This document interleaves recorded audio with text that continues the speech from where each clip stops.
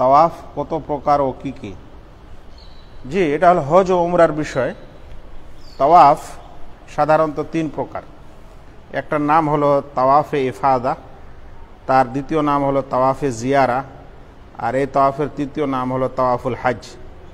আর এই তাওয়াফে ইফাদা বা তাওয়াফে জিয়ারা বা তাওয়াফুল হজ এটা তাওয়াফের প্রথম প্রকার। এটা সেই তাওয়াফকে বলা হয় যেটা কুরবানির দিন মানে 10ই জিলহজ্জে হাজিগণ 3টি কাজ করার পর করে।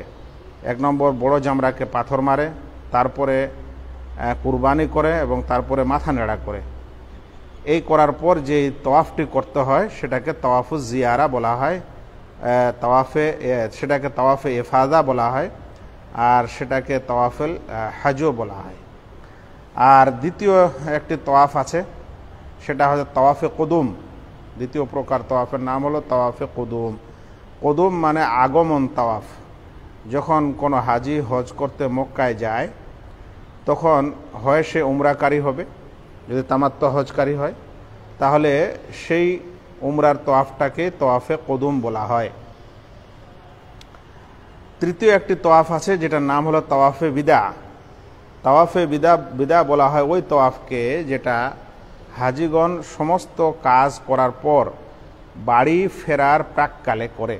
বাড়িতে ফেরার কিছুক্ষণ আগে শেষ কাজটি যেন তাওয়াফ হয়, সেই তাওয়াফকে তাওয়াফে বিদা বলা হয় বা বিদায়ী তাওয়াফ বলা হয়। এছাড়া আরেকটি তাওয়াফ আছে যেটাকে নফল তাওয়াফ বলা হয়। নফল তাওয়াফ মানে কোনো ব্যক্তি দেখা গেল যে কাবার কাছে আছে, হারামে বসে আছে, সময় আছে, তখন সে 7টি তাওয়াফ করলো কাবা ঘরে, এটাকে বলা হয় নফল তাওয়াফ।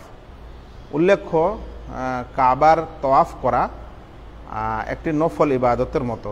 যেমন আমরা নফল নামাজ আদায় করি, সেরকম নফল ইবাদতের অন্তর্ভুক্ত হচ্ছে তাওয়াফ করা।